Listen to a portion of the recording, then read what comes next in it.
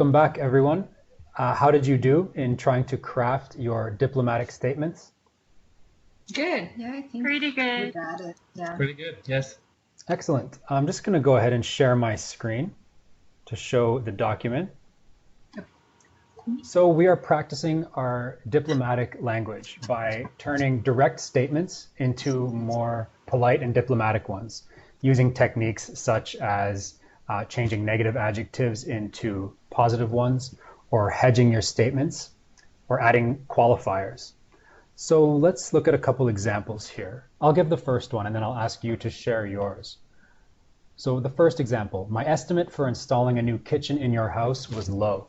So you can say instead, I'll use a hedge and I'll say, I'm afraid my estimate for installing a new kitchen in your house was low. Okay? So try the next one. Read the first statement, then read your softened diplomatic version and state which of those 4 strategies above that you used. All right? So who can give us number 2, please? I can go for it. Great. Thanks, Ginny. So number 2, it'll be cheaper to fill this position with a student intern. I say I can use it will be a little cheaper to fill this position with a student intern, which is number 3. Number 3 is hedging, right? Yeah, hedging. Yeah. Good. Excellent work, Ginny. Thank you. How about number 3? Number 3, your sales projections for the next quarter are too high. So I just say your sales projections for the next quarter seems a little bit high, which is I use number 2 and number 3. Excellent. You've used them both in conjunction. So number 2, the qualifier, a little bit. And hedges as well. So a little bit for the qualifier, and seems, using a hedge. Excellent example, using 2 in 1. Perfect, Jenny. Thank you. Number 4. Oh, I can do it. Number 4 is he's a complete effective manager.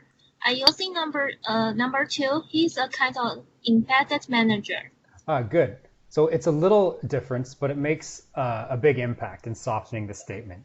Just saying he's an ineffective manager is a bit harsh, no? But saying he's kind of an ineffective manager, that makes a big difference. Good work, Janet. How about the next one? Is that number 5? I can do it then. And the report was badly written. I changed it to the report was not so well written, and I used number 1, trying to avoid using negative adjectives. Excellent. So saying not good or not well written, you can say not very well written. Yeah, not very well. Yeah, that's right. Good job, Max. Thank you. Next one. It's number 6, I believe. I can do it. That's a bad idea. I using the third one. I'm afraid that's a bad idea. I'm afraid that's a bad idea. Good. Again, it makes a big difference. Thanks, Janet. Next one is number 7. We can do it. Actually, Okay. we can do 7, 8, and 9. Is that okay? Excellent. Thank you, Claudia and Nadia. Okay, so the first one, you want to go? Okay. So you made a mistake with my order, and we used 3. I'm afraid you made a mistake. And for the 8, your recent job performance has been terrible. Wow. Very harsh. We use Very hard. hard to say something like that. And we use 1. Your recent job performance hasn't been so good.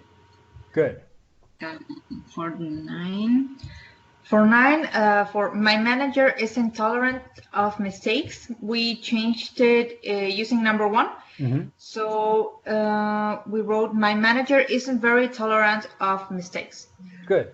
Again, Soften it a little bit. Avoiding you see how something like not very tolerant is that much softer than intolerant.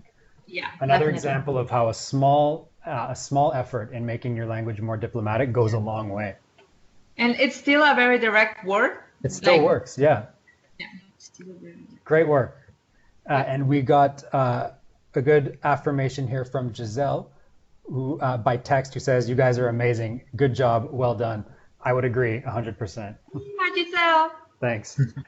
All right, almost done. Who can do number 11 number 10 for us?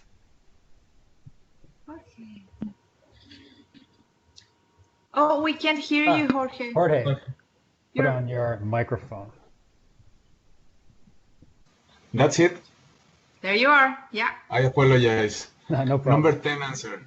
I wonder if maybe we should do this first. Good. Which one was that? Number 10. And which example, which strategy did you use? I believe that's number 3. The hedging Yeah. from page 1.